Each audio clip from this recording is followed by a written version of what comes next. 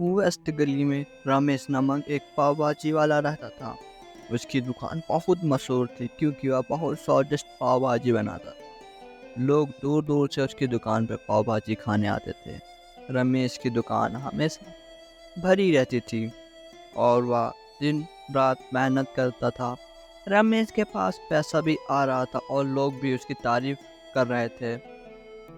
लेकिन जैसे जैसे उसका कारोबार बढ़ता गया, वैसे वैसे उसके मन में लालच भी बढ़ता गया। उसके उसे हमेशा लगता कि अगर वह कुछ और पैसे कमा सके तो उसकी ज़िंदगी और बढ़िया हो जाएगी। एक दिन रमेश ने सोचा कि अगर वह पाव भाजी में कुछ सस्ते मसाले और घटिया सब्जी मिलाए तो वह ज़्यादा मुनाफा कमा सकता है। उसने यह सोचकर बाजार से सस्ते मसाले और ताज़ी नग सब्जी बेकार सब्जी खरीदी और अपनी पाव भाजी में ने इस्तेमाल करना शुरू कर दिया। शुरुआत में लोगों को इसका पता नहीं चला और रमेश का मुनाफा बढ़ता गया। वह खुश था कि उसकी चालाकी अब काम आ रही है। लेकिन कुछ इसी दिनों में लोगों ने उसकी पाव भाजी का स्वाद बदलता हुआ समझा। पहले जो लोग उसी खाने की तारीफ करते थे वे उसकी अब दुकान पर आने से भी कतराने लगे। कुछ लोगों ने शिकायत भी की, लेकिन रमेश ने उसकी बातों को अनसुना कर दिया। जैसे जैसे समय बीता गया, रमेश की दुकान पर भीड़ कम होने लगी।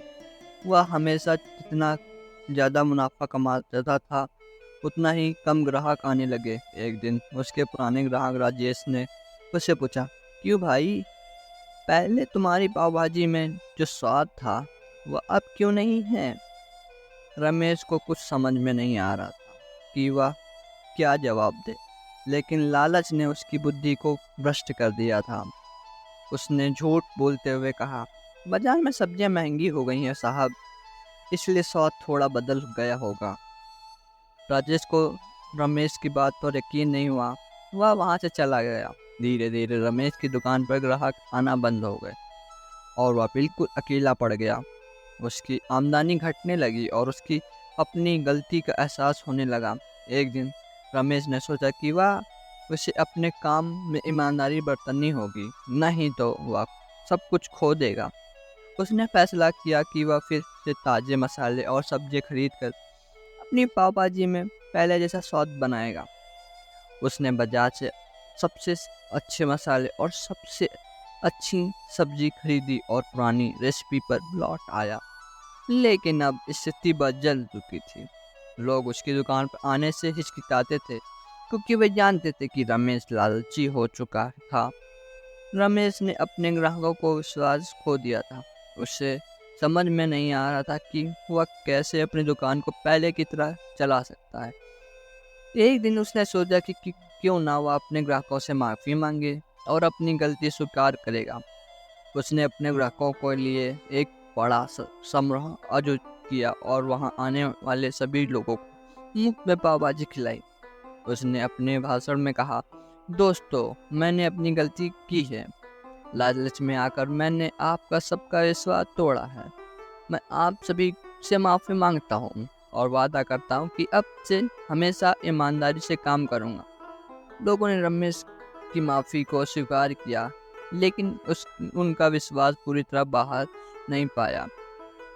कुछ लोग उसकी दुकान पर लौटे, लेकिन बहुत से लोग अभी भी उसकी पाव भाजी से दूर रहते थे। रमेश ने अपनी गलती से सीखा कि पैसा कमाने की लालच में अगर हम अपने काम में ईमानदारी नहीं बताते तो हम सब कुछ खो सकते हैं।